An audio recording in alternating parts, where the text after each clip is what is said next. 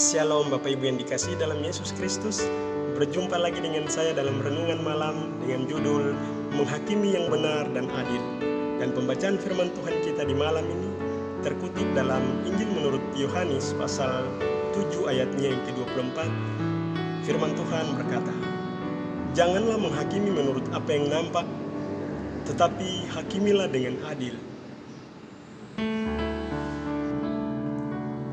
Bapak Ibu yang dikasihi dalam Tuhan Yesus Kristus, sebelum kita masuk dalam renungan malam kita di malam hari ini, atau melihat tentang apa itu menghakimi yang benar atau yang adil menurut firman Tuhan dalam Injil menurut Yohanes pasal 7 ayat 24, terlebih dahulu Bapak Ibu akan menyaksikan ilustrasi tentang menghakimi dalam ilustrasi singkat lewat video berikut ini.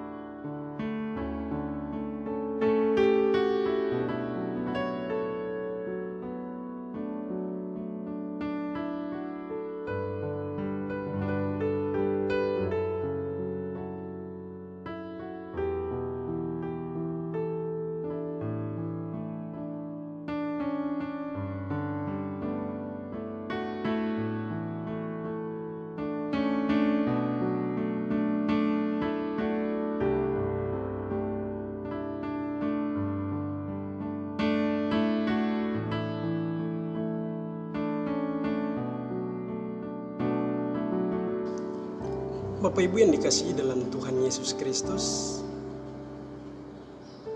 ketika menonton video tadi, seringkali kita pun ada di dalam posisi dari kedua muda-mudi tadi. Dengan istilah orang biasa bilang menjas sesama kita. Tapi marilah kita melihat arti dari kata menghakimi sendiri, yang dimana dalam Alkitab Perjanjian Baru menggunakan bahasa Yunani. Kata menghakimi berasal dari kata Yunani yaitu krino, yang juga dalam bahasa Inggris adalah judgi, atau yang artinya diterjemahkan dalam bahasa Indonesia menilai, mempertimbangkan, mengkritik, mewasiti, menduga, berpendapat, memutuskan, membedakan atau memisahkan benar dan salah. Dengan demikian, tindakan menghakimi berarti membuat pemisahan yang tajam antara dua hal yang pada prinsip atau hakikatnya memang berbeda, dan juga berani mengatakan bahwa ini adalah benar dan yang lainnya salah. Bapak Ibu yang dikasihi dalam Tuhan Yesus Kristus, dengan demikian, tindakan menghakimi adalah sesuatu yang mungkin sulit, namun bukan berarti kita dilarang untuk menghakimi, tetapi dilarang untuk menghakimi dengan cara yang tidak adil atau tidak sesuai dengan ajaran Alkitab. Perkataan Yesus dalam Matius pasal 7 ayat 1 sampai 5 dan juga Lukas pasal 6 ayat 37 sampai 42 adalah dalam konteks yang berbeda ketika Yesus menegur ahli-ahli Taurat yang hanya memberikan penghakiman secara tidak adil bagi kaum kecil yang tidak berdaya pada masa Yesus. Namun terkadang firman Tuhan ini menjadi satu kutipan atau suatu pedoman, pegangan bagi orang-orang atau orang percaya ketika mereka memposisikan diri sebagai orang yang dijas atau dihakimi. Seringkali ada orang berkata bahwa jangan menghakimi seseorang, jangan menghakimi sesamamu, atau jangan menjas sesamamu.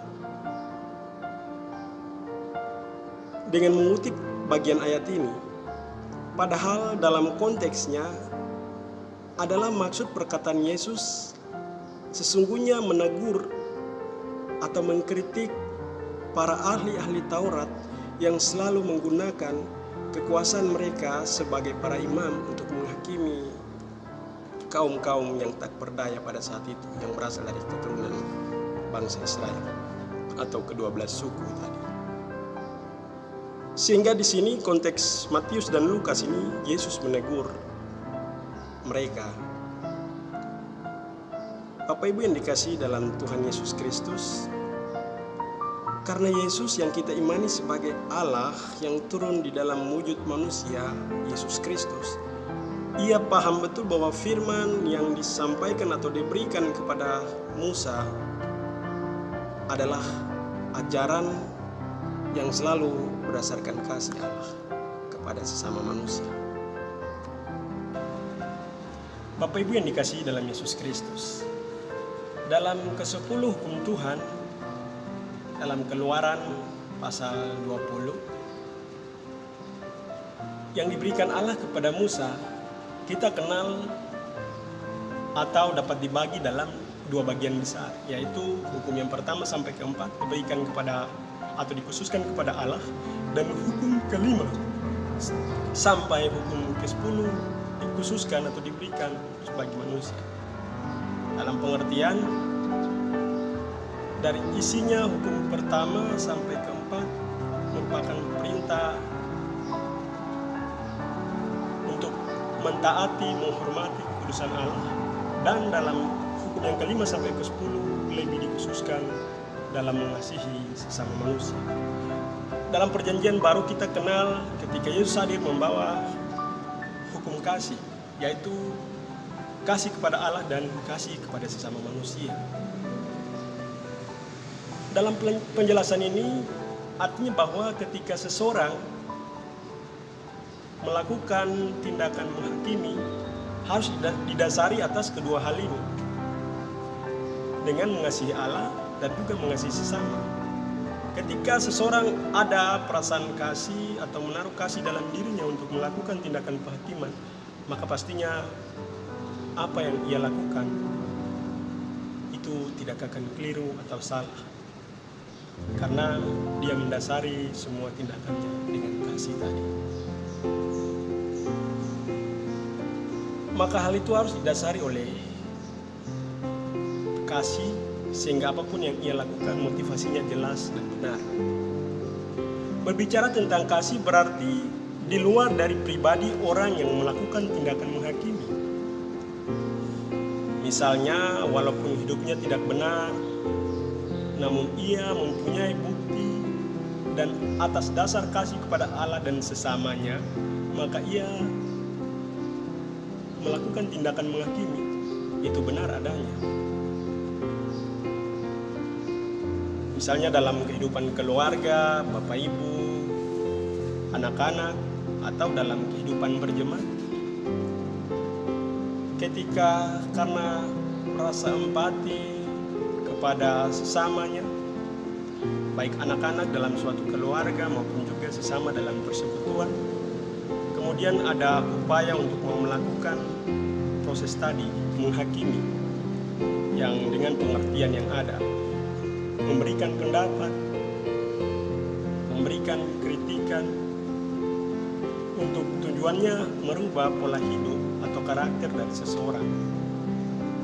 Ini merupakan hal-hal yang benar menurut ajaran Yesus atau juga dalam Alkitab. Hal itu terbukti dalam bagian firman Tuhan kita di malam ini, ketika Yesus melarang mereka yang menghakimi dirinya, bukan karena pribadinya sebagai Tuhan, tetapi di sisi yang lain ia melihat bahwa gaya mereka menghakimi atau cara mereka menghakimi tidak pada tempatnya. atau tidak benar sesuai dengan gaya menghakimi yang dikehendaki oleh Allah. Sehingga dalam pembacaan kita di saat ini, Yesus mengatakan bahwa janganlah menghakimi menurut apa yang nampak, tetapi menghakimilah dengan adil. Jika adil berarti seseorang harus mempunyai bukti atau atas dasar apa ia mau melakukan tindakan penghakiman tadi.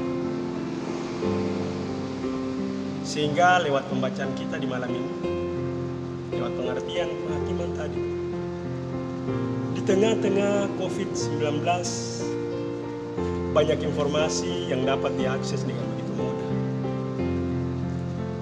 Marilah sebagai pengikut Kristus, sebagai orang-orang percaya,